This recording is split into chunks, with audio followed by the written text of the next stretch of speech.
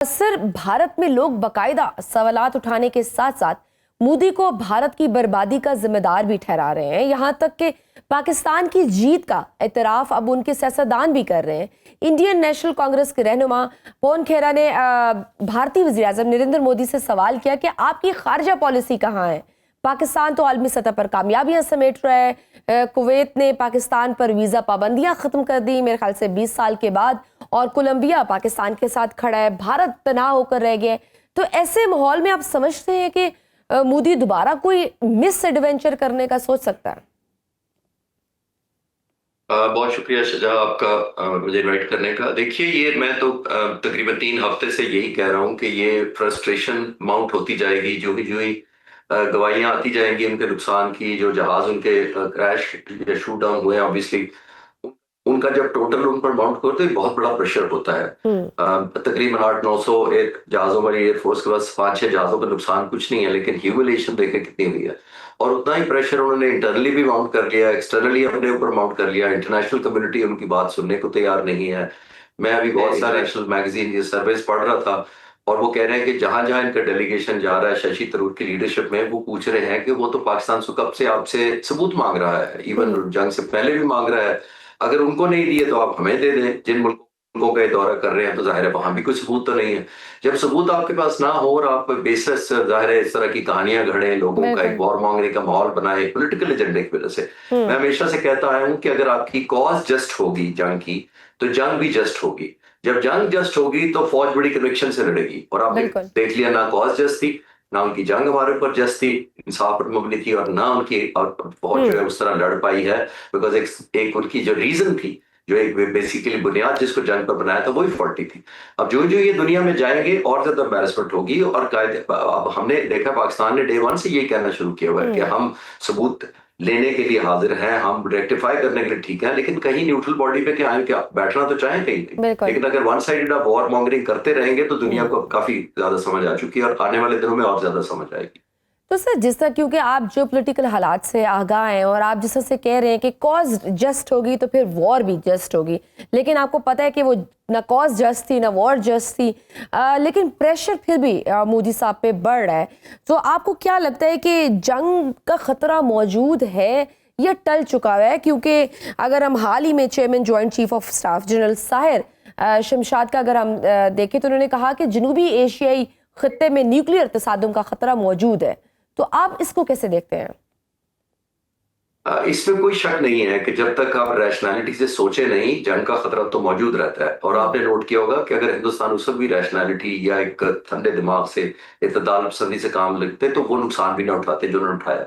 जहां तक कैपेबिलिटी का ताल्लुक है हिंदुस्तान की, इसमें कोई शक नहीं कि उनकी कैपेबिलिटी ऑलमोस्ट इंटैक्ट है। ह्यूमिलेशन बहुत बड़ी गिरी है उनकी, जाहिर है वो बहुत बड़े लेवल तक उनकी शर्मिंदगी हुई है। अब उसको करने के लिए अब कौन सा तरीका करते हैं? जैसे मैंने कहा कि कैपेबिलिटी एक और चीज होती है, इंटेंट एक और चीज होती है। कैपेबिलिटी वो रातों रात बिल्ड नहीं कर सकते, मोरल रातों रात आप बूस्ट नहीं कर सकते। हाँ, इंटेंट जो है, जो फैसला करने की आपकी सलाहियत है कि जी एक और हमला कर दो, वो बड़ा आसान है।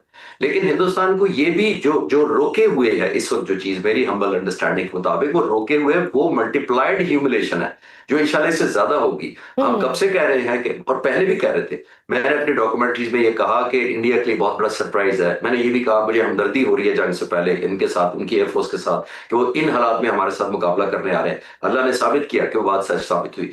अभी भी जो हिंदुस्तान को जंग से रोकेगी वो हमारी तैयारी है, और इससे भी ज्यादा सरप्राइजेज हैं जो हुआ है। अमेरिकी जरीदे ब्लूमबर्ग को इंटरव्यू में भारतीय chief of defence staff general Anil Chauhan ने तस्लीम भी कर लिया है कि पाकिस्तान के साथ झड़पों में भारतीय तैयारी गिरे हैं। इस एतराफ के बाद आलमी सतह पर भारत को आपके ख्याल में कितना कोई नुकसान पहुंचा है? क्या मुस्तकबिल में इस खत्ते का कोई नया पावर हाउस पाकिस्तान को ही देखा जा सकता है? अच्छा, यही तो एक जो कंफ्यूज कर रही है उनको बात। देखिए, मैं एक सिंपल, हमारे दोनों हिंदुस्तान और पाकिस्तान के व्यूअर्स अगर देख रहे हो दूसरी तरफ भी, मैं उनको क्रिकेट की मिसाल देता हूँ, उनको बड़ी जल्दी समझ आएगी शायद। हम अपनी टीम अगर वर्ल्ड कप के लिए भेजें और वर्ल्ड कप का फाइनल मैच हो और उसमें हम हार जाएं, और हमारे लोग पूछें कितनी विकेटें गिरी, कितने रन आपने बनाए, तो आपका कैप्टन कहे कि रन भी मत पूछे कितने बनाए थे और विकेटें भी कितनी ली थी वो भी ना पूछे। हमसे ये पूछे कि कैसे गिरी थी और क्यों गिरी थी और अगले वर्ल्ड कप की हमने तैयारी कैसे करनी है, हमसे ये पूछे। ये मजाक नहीं है, बिल्कुल, ये जंग है। जंग के अंदर ना and you have pause to किया जाता है, answer, उन्होंने कहा हाँ। हमने पॉज किया और अपनी टैक्टिकल और जिस तरह से आपने मीडिया को यूज किया था वॉर मॉन्गरिंग और वो इन्वायरमेंट क्रिएट करने में, तो वहां सवाल भी उठेंगे। 1.7 बिलियन की पॉपुलेशन के सिर्फ आप टैक्टिक्स सॉर्ट आउट करने के लिए जंग लड़ते हैं। व्हाट अ स्ट्रेंज मतलब है। जस्टिफिकेशन उससे भी मेरा ख्याल है इलॉजिकल है, जितनी वॉर इलॉजिकल थी। ये जस्टिफाई करना और ये दलील देना कि हमने टैक्टिक्स से सीखा, हमने टैक्टिक्स ठीक किए, हमने 2 दिन बाद ठीक किया। ये कोई मैच हो रहा है जहां एक खिलाड़ी जख्मी हो जाता है, दूसरा खिलाड़ी डाल सकते हैं रोक कर, नाक से खून आया, आपने विसल बजाई, रोक दिया। जंग है। एग्जैक्टली खालिद साहब, दूसरी चीज ये है कि आप जो जंगें हैं वो हौसले से और मुराल से जीती जाती हैं, जबकि भारत की तो तमाम अफवाज के सरबराहान अपनी न सिर्फ हार को तस्लीम कर रहे हैं बल्कि अपनी अफवाज की नाकामी का भी एतराफ कर रहे हैं। हाल ही में अगर हम भारतीय फजाइया के सरबराह air chief marshal Amarpreet Singh ने सवाल उठाया कि मुआहदे पर दस्तखत के वक्त गैर हकीकी टाइमलाइंस का वादा क्यों किया जाता है। मैं कह सकता हूं कि एक भी प्रोजेक्ट वक्त पर मुकम्मल नहीं हुआ है।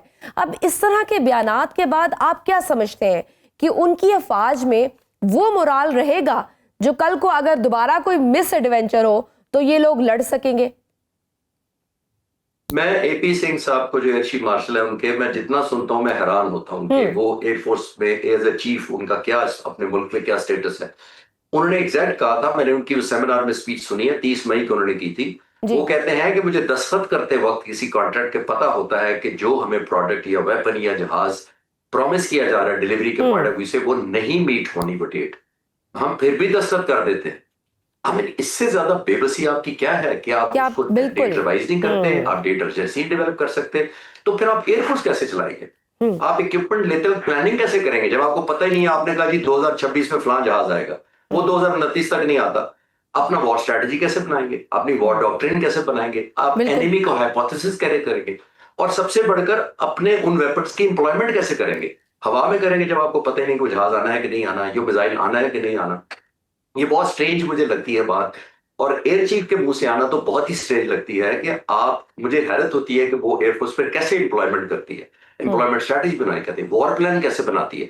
इफ करके लगा दिया कि अगर इफ जहाज, अगर ये वाले, अगर ये जहाज आ गए तो हम ये करेंगे, अगर ना आए तो ये करेंगे। इस तरह तो नहीं हाफ हार्टेड कन्विक्शन से या हाफ हार्टेड वॉर प्लान से जंगी लड़ी जाती।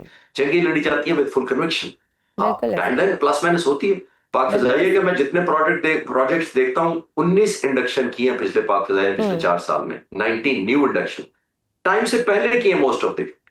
मैं आपको वेरीफाई कर सकता हूं date of right before the delivery date या एक्सपेक्टेड डेट से पहले हमने रिकॉर्ड मुद्दत में हमारे पायलट ने जेट एंड सी चाइना में गए, अपने गिवन टाइम से पहले डे और नाइट ऑपरेशनलाइज किए, वापस पाकिस्तान जहाज लाकर। तो इस तरह प्लान की जाती है मेरा नजर में। तो मेरे लिए तो ये इंस्पिरेशन जाहिर है, और उधर मैं हैरान होता हूँ जब कंपैरेटिव स्टडी करता हूँ दोनों एयरफोर्सेस की खासतौर। तो सर, भारत की अगर हम आबी जारियत की बात करें तो वो तो वैसे की वैसी ही जारी है। ताज़ा एदाद-ओ-शुमार के मुताबिक दरियाए चनाब में पानी की आमद सिर्फ 16% रह गई है। हमें कैसे रिएक्ट करना चाहिए कि भारत उसे न्यू नॉर्मल ना बना सके? क्योंकि ये तो हमने कह दिया गया है कि अगर पानी पे उन्होंने कोई कदगन लगाई तो हम उसको an act of war consider करेंगे। But what actually we need to do it? देखिए, ये हिंदुस्तान की कैपेबिलिटी नहीं है। ये जैसे एयरफोर्स की कैपेबिलिटी नहीं थी, पानी की भी कैपेबिलिटी नहीं है। वो सिर्फ लोगों को खुश करने के लिए, अखबारों की हेडलाइन देने के लिए वो रोजाना कर देते हैं कि पानी बंद कर देंगे। मैंने इसका थोड़ा सा स्टडी किया है, ऑल्दो मेरा डोमेन नहीं है ये, बट मैंने स्टडी किया कि जिस एरियाज में ये कहते हैं हम बंद बांधेंगे या डैम बनाएंगे, और इस वक्त उनका इंफ्रास्ट्रक्चर है ही नहीं कि पाकिस्तान का पानी रोक सके। वो चंद दिन रोकेंगे, उनके पास स्टोरेज की फैसिलिटी नहीं है, उनको पानी छोड़ना पड़ेगा। पहली बात। लॉन्ग टर्म में अगर 15 से 20 साल लगाते हैं, बिलियंस ऑफ डॉलर्स खर्चते हैं, अगर पानी का प्लान करेंगे, नंबर 1 पहली बात तो कंस्ट्रक्शन, हाइपोथेटिक बातें कर रहा हूं, अगर वो कंस्ट्रक्शन कर लें जहां 9 महीने वहां गाड़ियों में डीजल भी फ्रीज हो जाता है, वहां 2 से 3 सेंटीमीटर पहाड़ हाइट गेन कर रहे हैं बिकॉज ऑफ जियोग्राफिकल सिचुएशन। जैसे मैंने अर्ज किया, वहां अर्थक्वेक आते हैं जहां ये डैम बनाने का सोच रहे हैं, जो रिपोर्ट भी नहीं होते हैं। आप जियोलॉजी पढ़े उनकी जाकर, वहां ये डैम बनाने का सोच रहे हैं, और वो भी 15-20 साल में, और वो भी बिलियंस ऑफ रुपीस लगाकर, और इंशाल्लाह चंद मिनटों में पाक फिजाइया टेक ऑन करके नॉकआउट कर देगी कि ऐसी स्टोरेज को डेवलप की गई जिससे पाकिस्तान का पानी रोका गया। इसमें कोई शक नहीं रहना चाहिए।